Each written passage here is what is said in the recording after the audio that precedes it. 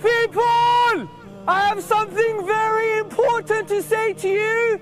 Please gather around and lend me an attentive ear. You may have noticed in the Muslim world, people have been going crazy. People have died, houses have been burnt, and everybody is in a state of chaos. Why is this the case? Because one of the best men to have walked this planet has been insulted and degraded. We had this vile expression of speech, this degradation, this manifestation of immorality. It was a disgrace to any civilization to present a video about a man that billions of people love. Any civilization, whether it's the West or the East, disagrees with this vile degradation. It's a manifestation of dishonesty, of vileness and immorality. And we are here to tell you who this man was. Because people degrade this man because they don't know who he is. And this man is Muhammad sallallahu alayhi wasallam, upon whom be peace. So who was Muhammad? Muhammad was a man that came 1400 years ago into an environment in 7th century Arabia where men were burying their daughters alive, and he stopped this evil practice. When women were being abused, prostitution was rife. It was everywhere. There was injustice. There was economic injustice.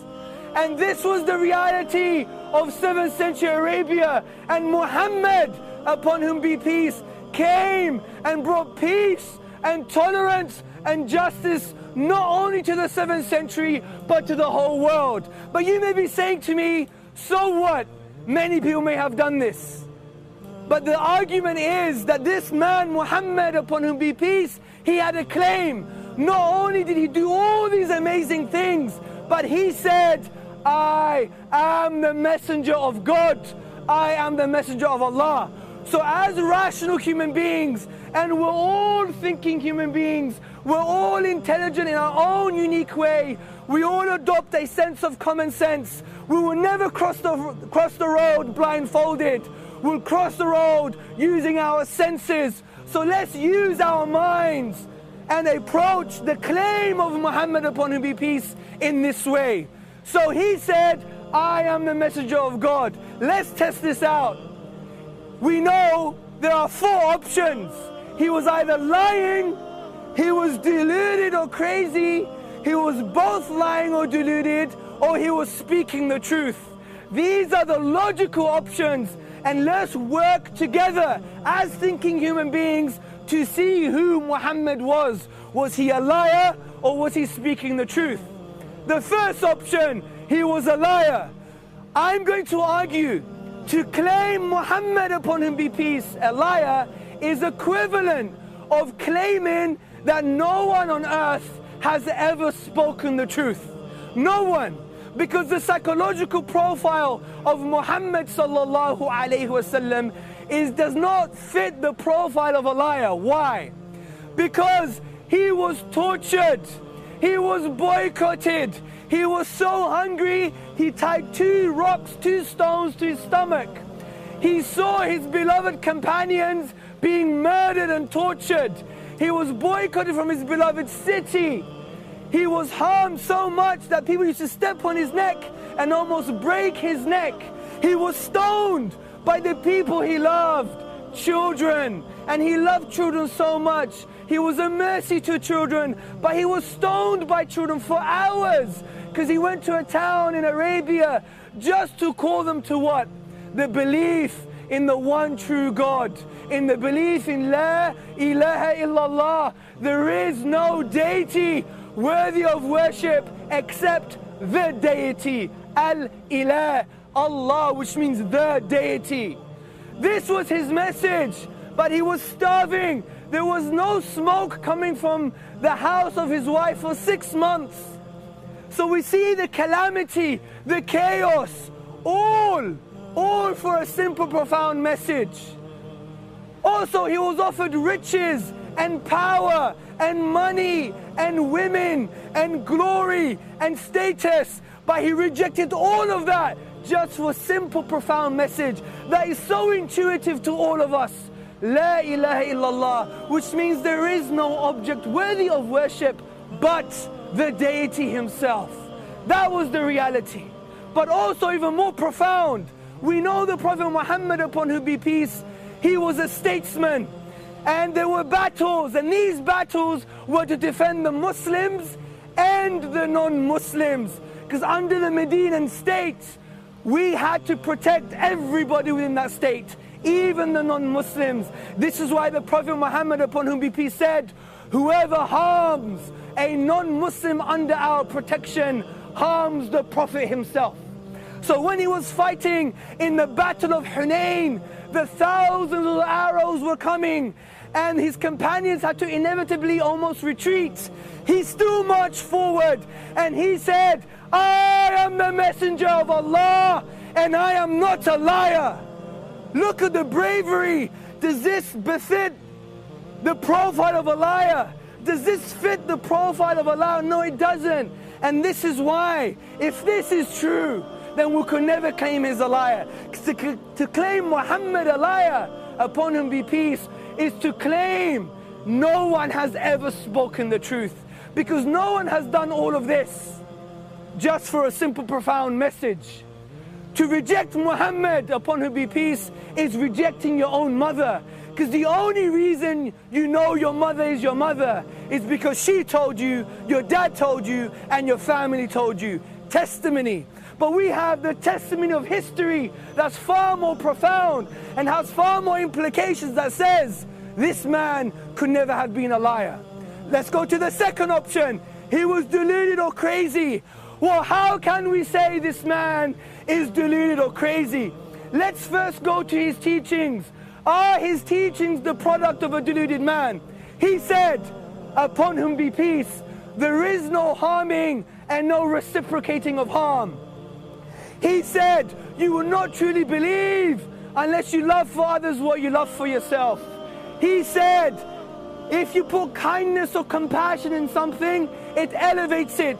If you remove compassion and kindness, it degrades it. He also said that we must be just. He said, اتقوا الظلم فإن الظلم ظلمات يوم القيامة, which is the Arabic, and the English is, be conscious of oppression. Be conscious of injustice, for it's going to be darkness on the day of judgment. The Prophet Muhammad, upon whom be peace, he gave us an amazing economic theory that has transcended communism, socialism, liberalism, neoliberalism, libertarianism, utilitarianism, all the isms and schisms and the mirages that we chase in the political desert. He transcended all of this because he said to us that the son of Adam, you, the human beings, all they need is food, shelter and clothing. He defined their essential limited needs and therefore created an economic theory of distribution.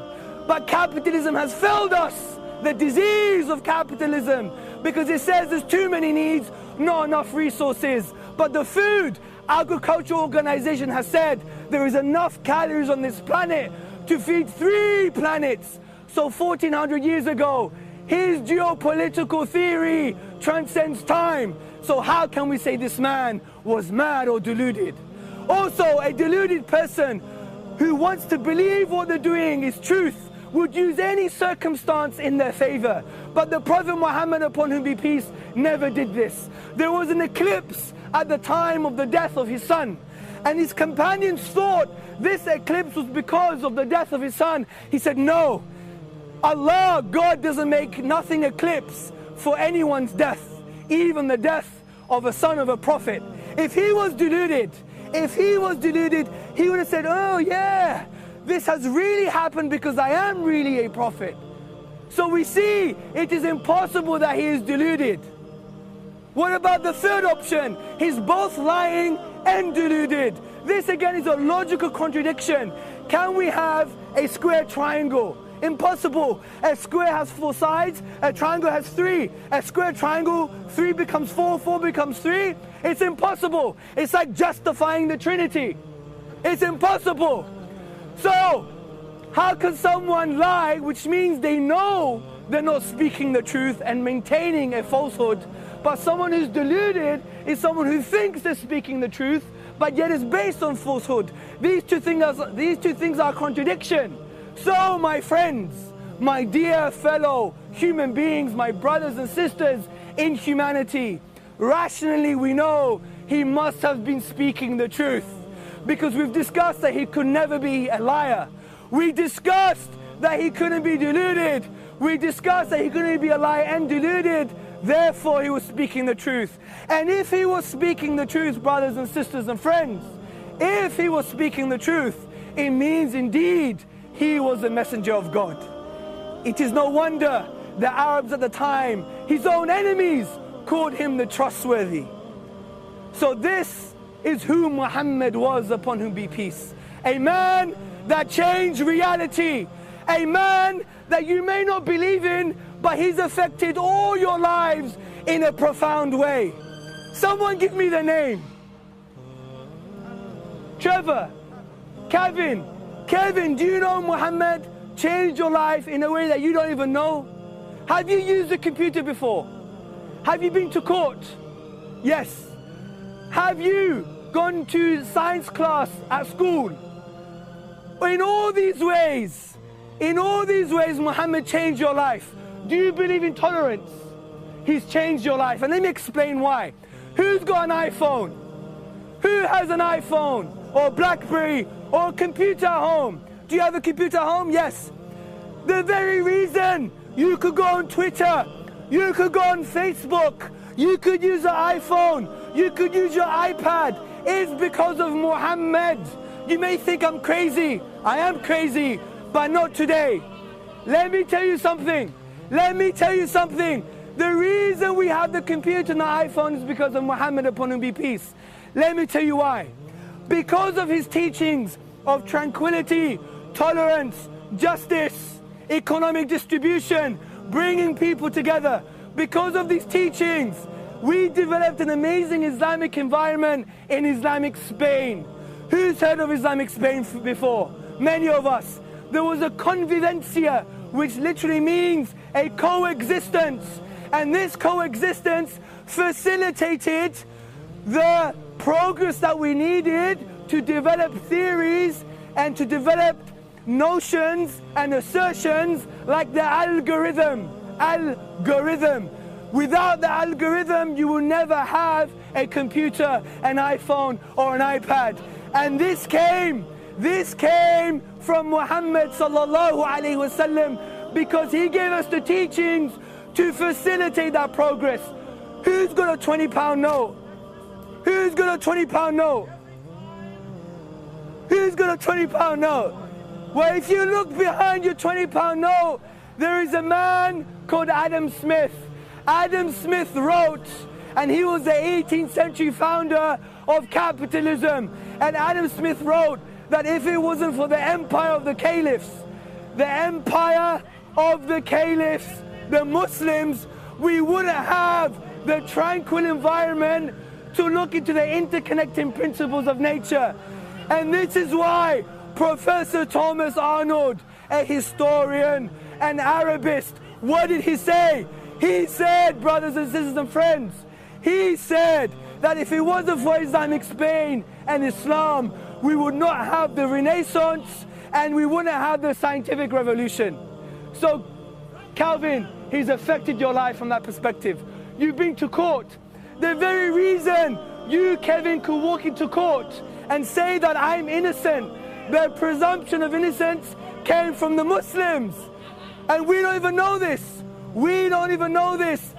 If we read the academic works of Marcel Boissard in his 1980s article on the probable influence of Islam on the presumption of innocence, he writes that King Louis IX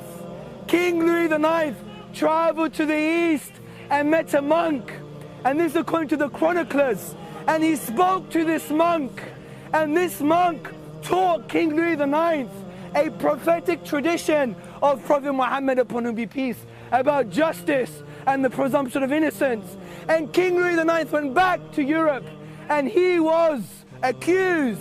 He was the source of the European idea of the presumption of innocence. So, you went into court, you were assumed innocent. That was from Muhammad, upon whom be peace. Also, tolerance. What about tolerance? We see different colors here, different nations and races and religion. Britain is based upon tolerance. We see America is based upon a form of tolerance. Who influenced them? John Locke. John Locke was a post-Enlightenment thinker, and he influenced the founding fathers of America and Western politics, especially on civil governance.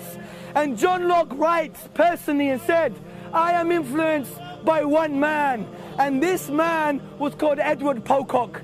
Edward Pocock traveled to the East and took manuscripts. He was the first Orientalist and a scholar of Islam in Oxford University. And John Locke used to sit in front of Edward Pocock and learn about what happened in Islam concerning tolerance and justice. And John Locke wrote the treatise on tolerance. And John Locke, he wrote on civil governance. And in civil governance, he discusses government in the following way. As a vicegerency, everybody translate vicegerency in Arabic. Khilafah, the political institution of Islam. John Locke, influenced by Muhammad, upon whom be peace. So this man that you don't even know, he influenced scientific revolution, he influenced the presumption of innocence, and he influenced tolerance in the West. So now you know who this man is. Investigate him. Don't shoot the messenger, test the message. Testthemessage.com. And I like to say something to everybody. What I like to say to everyone is, now what you've heard, have an open heart and an open mind. And if you don't know, then ask. As the Prophet Muhammad, upon whom be peace, said, the cure to ignorance is to ask and learn. So in this light, let us proceed. Takbir!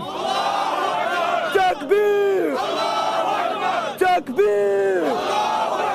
Subhanaka Allahumma wa bihamdika. Ashhadu an la ilaha illa anta wa astaghfiruka wa atubu ilaik. May Allah guide you and bless you and shower you with His mercy and His love. From me, Assalamu alaikum.